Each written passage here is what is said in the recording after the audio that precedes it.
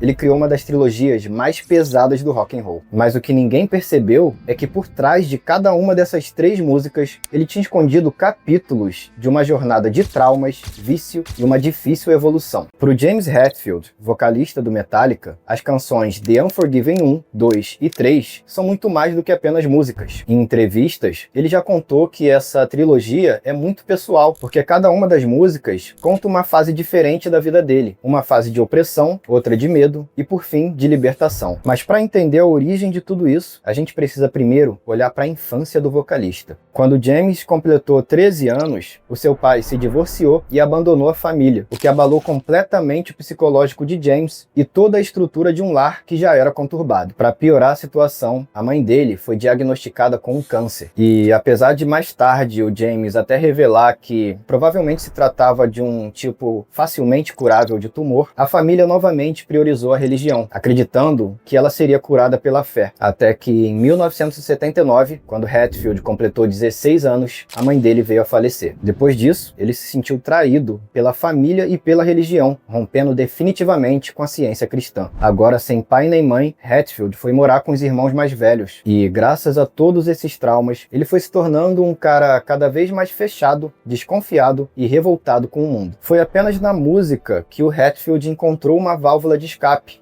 James Hetfield vomitou toda a sua raiva acumulada na canção que ele chamou de The Unforgiven, Os Imperdoáveis.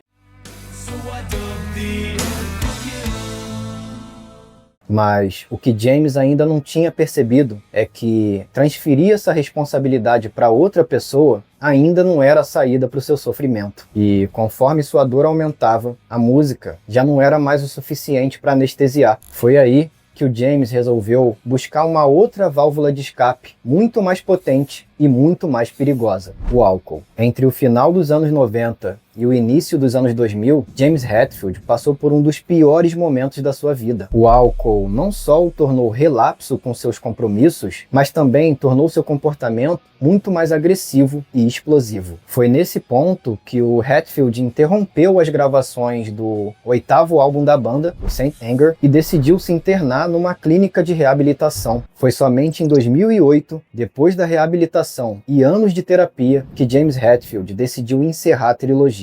The Unforgiven 3 representa uma virada. Se na primeira ele culpava o mundo e na segunda ele tentava transferir a responsabilidade dele para outra pessoa, agora finalmente ele demonstra coragem para olhar para dentro de si e encarar suas próprias responsabilidades emocionais.